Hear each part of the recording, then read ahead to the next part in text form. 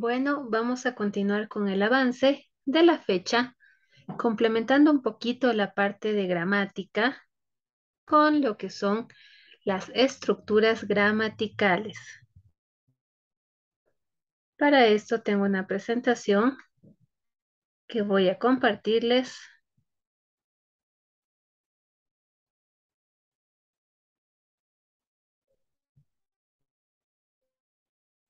Bien, en cuanto abra la misma, eh, vamos a comenzar con la explicación.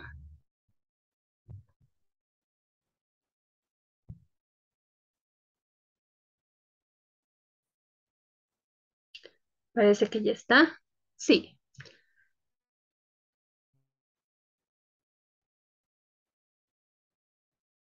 ahora sí estamos listos para comenzar, como les mencionaba, una complementación al tema de hoy.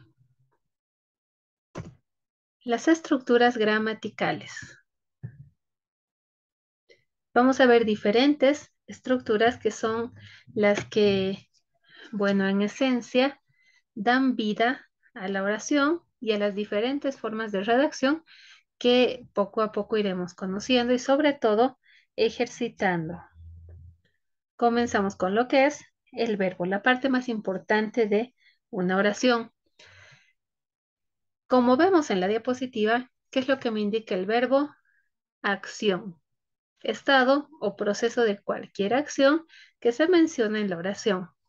El verbo, como ya sabemos, es el núcleo del predicado y presenta una raíz verbal, un lexema y el morfema, que va a ser la parte de la palabra que nos permitirá conjugar el verbo según la persona, el número y el tiempo indicados. Los verbos tienen una clasificación propia según la persona, el tiempo o la voz. Como vemos, según la persona podré conjugar mi verbo en primera persona, segunda persona, tercera persona, basándonos en la clasificación, digamos, básica o clásica que se suele realizar desde colegio. De acuerdo al tiempo, podré hablar en pasado, presente, futuro. Casi siempre son los tres tiempos que más se utilizan. Pretérito perfecto, donde conjugo el verbo con otro verbo. Ejemplo, he comido, he bailado, hemos hecho, has realizado. Es como una doble conjugación que se refiere al pasado reciente y el pretérito imperfecto, donde vemos acciones pasadas que se repiten una y otra vez. Finalmente, según la última categoría de clasificación, según la voz, vemos que el verbo puede ir en voz activa, pasiva o reflexiva. En la voz activa, yo hablo de forma directa sobre alguien o algo más. En la voz pasiva, la acción se la menciona de una forma un poco más indirecta. Y con la voz reflexiva, la acción recae en la persona. Así como tenemos tiempos verbales, también existen modos verbales, donde tengo el modo indicativo, que me expresa acciones concretas o reales. Como veremos, según el modo indicativo simple o compuesto, hay diferentes formas en las que puedo conjugar una acción de acuerdo al tiempo verbal en el que hable. Como vemos, el pretérito tiene muchísimas más categorías en su forma compuesta. Por lo general, en esa forma, lo que más se utiliza es el pretérito perfecto compuesto y el pretérito pluscuamperfecto, además del condicional perfecto. Son aspectos un poquito más técnicos que, como podemos ver, aunque suenan complicados, en realidad son conjugaciones bastante sencillas de realizar. Modo indicativo, habíamos visto. Tengo el modo subjuntivo, donde el hablante expresa deseos, dudas y temores. Por eso es subjuntivo, porque en sí es subjetivo. Se va más a una parte que no se puede tanto tal vez comprobar o demostrar. Está muy ligada a la forma en que se trata de hablar o de manifestar expresiones que se relacionan con sentimientos. Igualmente vemos que hay un modo simple y compuesto. Finalmente tengo el modo imperativo, donde el hablante transmite una orden o petición. Vete inmediatamente. Cierra la puerta, por favor. O la última expresión, cálmate de una vez. Como vemos, las tres son expresadas a manera de orden o mandato. Ahora bien, también es bien importante que recordemos lo que son las formas verbales, partiendo de las tres más utilizadas, que son el infinitivo, la forma inicial de toda conjugación. Ejemplo, verbo comer. Todo verbo que acabe en ar, ir, es un verbo en infinitivo. Participio. El participio es la única forma verbal que admite la flexión de género y número. Ejemplo, nosotros ya tenemos reservada la mesa para la cena de hoy. Al hablar de nosotros ya tenemos, estoy hablando de varios, ¿no es cierto? De cuarta persona, yo, tú, él, ella, nosotros. Efectivamente es cuarta persona. Pero acá vemos que del ya tenemos de un plural, me paso a reservada la mesa. De un plural masculino, me paso a un singular femenino. Y finalmente tengo el gerundio, que indica las circunstancias que rodean a la acción verbal. El gerundio se lo considera también el presente continuo o la forma verbal donde el verbo está demostrando que la acción se realiza en el momento. Por ejemplo, hay músicos tocando en la plaza. Ando, yendo, esas terminaciones ya me indican que estoy hablando de un gerundio. Además, es importante tomar en cuenta que los verbos tienen una clasificación propia. La más importante es la que se realiza para distinguir verbos regulares de irregulares, número 1 y 2. Los verbos regulares no presentan variación en su raíz. Por ejemplo, amar, comer, vivir. Si los voy a conjugar, serán yo amo, tú comes, él vive. La raíz, es decir, las tres primeras letritas, esencialmente no están cambiando, por lo cual puedo entender que son verbos regulares, no sufren modificación. Y también tengo los verbos irregulares, que sí presentan una variación. Ejemplo, saber. Este verbo se cambia cuando lo conjugo, es modificado, por ejemplo, llega a ser sé, supe, supimos, no podría ser sabo, sabimos, ni mucho menos, ¿no es cierto? Entonces, sí son verbos que para poder ser conjugados necesitan cambiar. Por lo tanto, son irregulares. La clasificación entre transitivo e intransitivo es menos frecuente de realizar, pero solamente de manera referencial vale la pena tenerla en cuenta. Segunda estructura gramatical, la preposición.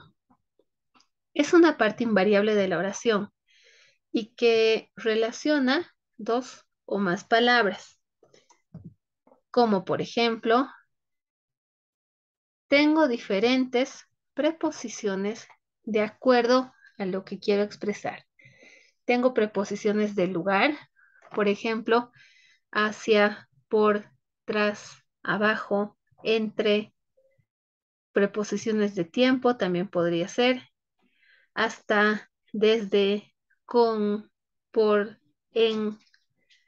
También veo que tengo preposiciones de causa, de finalidad, de compañía, de modo, de instrumento, de privación y de oposición. Estas preposiciones se usan de acuerdo al contexto de lo que queramos expresar, pero es importante tener en cuenta que por eso se clasifican según el listado que tenemos en pantalla. 3. El adverbio.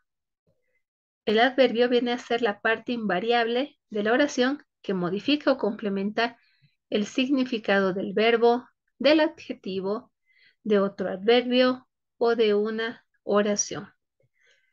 El adverbio es utilizado para dar mayor claridad a una expresión empleada.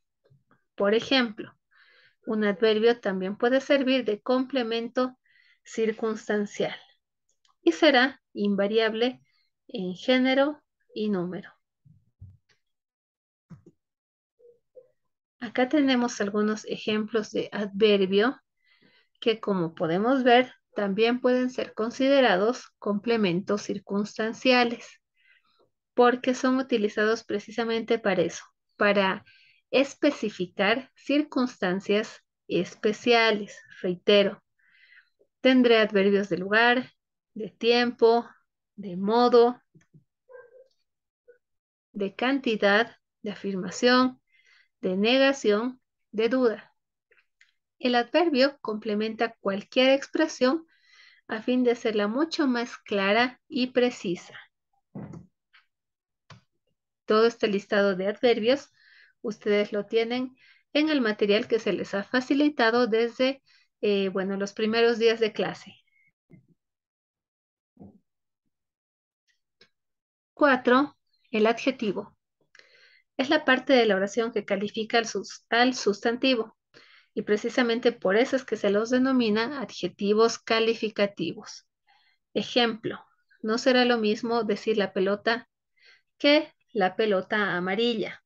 Al ser amarilla ya le estoy distinguiendo y le doy un carácter de único, de una cosa muy precisa. Es muy utilizada en descripciones y también dependerá del sustantivo al que estemos refiriéndonos para ver si irá conjugado en plural, en forma negativa o femenina, masculina, en todos esos aspectos. Como podemos ver, tenemos dos categorías de adjetivos. Los adjetivos calificativos, que bueno, son los que me refieren que, digamos, una casa puede ser pequeña, grande, bonita, fea, espaciosa, reducida, entre otras características.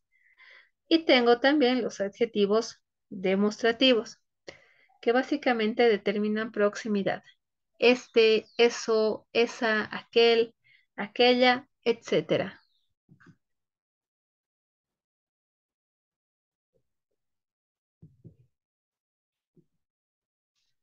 También estos adjetivos se distribuyen, o bueno, digamos que se subclasifican en positivos, posesivos, perdón, y determinantes.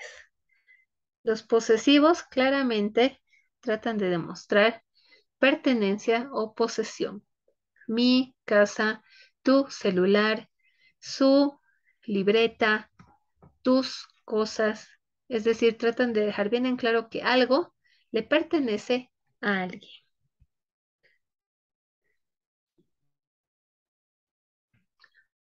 Como podemos ver, los adjetivos tienen una clasificación un poquito amplia. Sin embargo, solamente los estamos clasificando para ver bien todas las diversas formas en que podemos utilizarlos. Los adjetivos indefinidos, que no precisan, digamos, datos muy concretos para ser utilizados. Ejemplo, algún, algunos, tantos, muchos, pocos, varios, no delimitan una cantidad específica. Tengo los adjetivos numerales, donde veré que puedo utilizar adjetivos cardinales. Ejemplo 1, 2, ordinales, primero, segundo, múltiplos, doble, triple, cuádruple o partitivos. un medio, un tercio, un cuarto. Y finalmente los adjetivos gentilicios, que se relacionan mucho al origen o nacionalidad de una persona u objeto para referirse a él. Ejemplo, aquel reloj chino, esa niña camba, entre otros.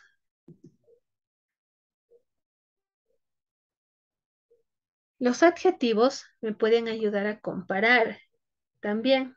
Por ejemplo, podré demostrar igualdad en una relación comparativa, como en mi oración de ejemplo. Esta película es tan interesante como la que vimos ayer. Estoy comparando con una película que ya había visto previamente, pero lo estoy haciendo gracias a adjetivos. Podría también indicar superioridad. Este coche es mejor que el suyo. O inferioridad. Ana es más baja que María.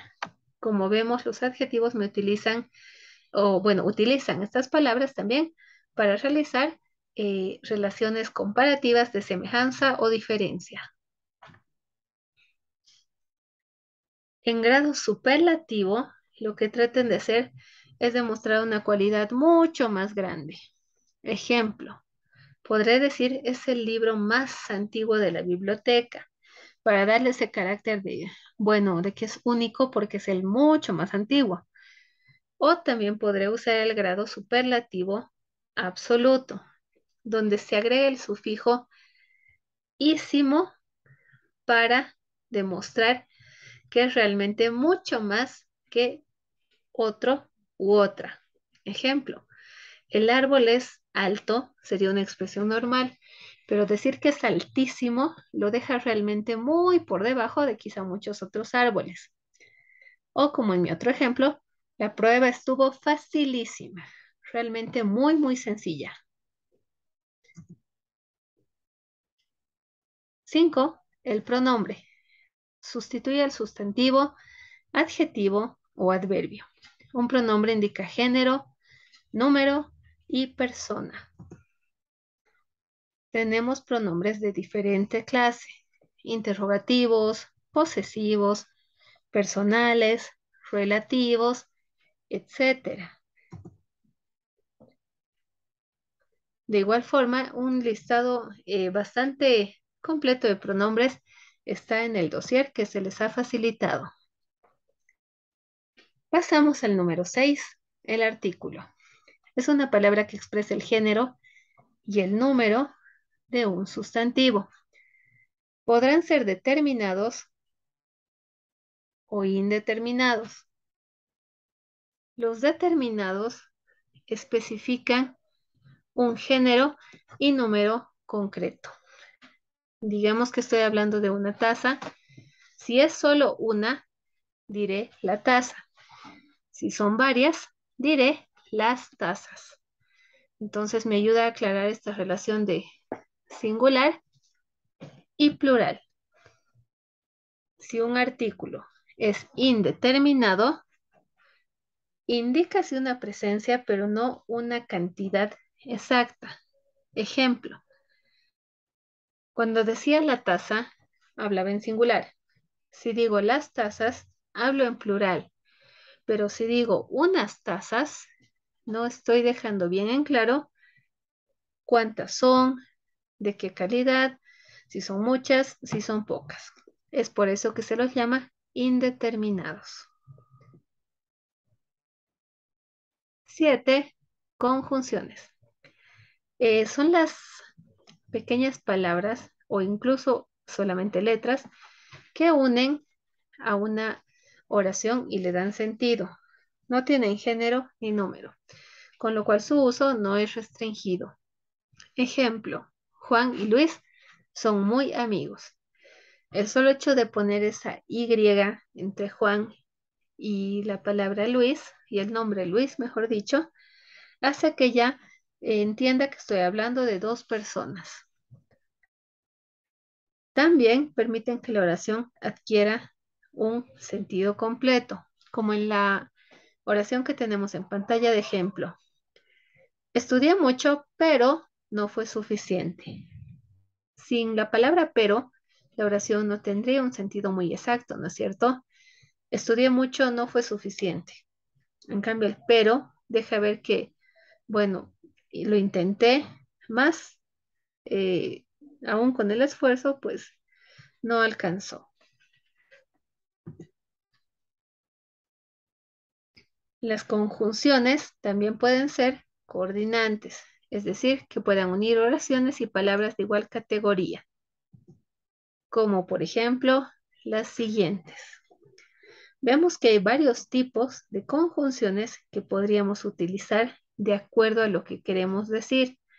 Y según el contexto, tenemos acá varias categorías, su definición y algunos ejemplos que también, bueno, los vamos a practicar en clases para tener mucho más claro este punto.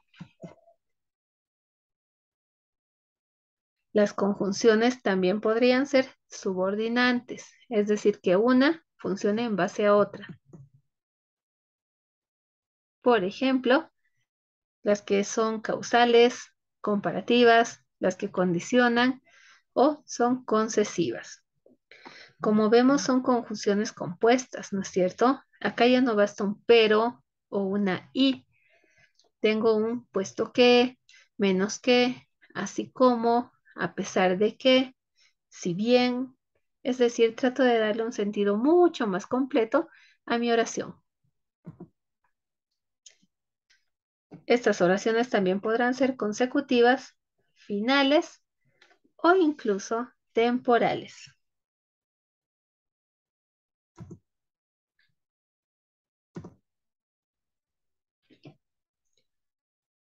Bien, como podemos, bueno, resumir, es muy importante tener en cuenta que técnicamente las estructuras gramaticales más trabajadas en una oración son las que hemos visto. No todas se van a usar al mismo tiempo, pero sí es importante tener claro cuándo utilizar cuál de mis estructuras para darle sentido a una oración, una frase o una redacción. Voy a facilitarles este material también para que lo puedan tener de forma escrita y sobre todo para que poco a poco vayan eh, naturalizando este tipo de expresiones, estas estructuras también que aparentemente parecen muy complejas, pero en el lenguaje cotidiano, en el habla informal, vemos que conjugamos perfectamente muchas expresiones que parecerían muy complicadas, sin embargo, no lo son. Pero el primer paso es poder conocerlas. Muchas gracias por su atención. Hasta la próxima.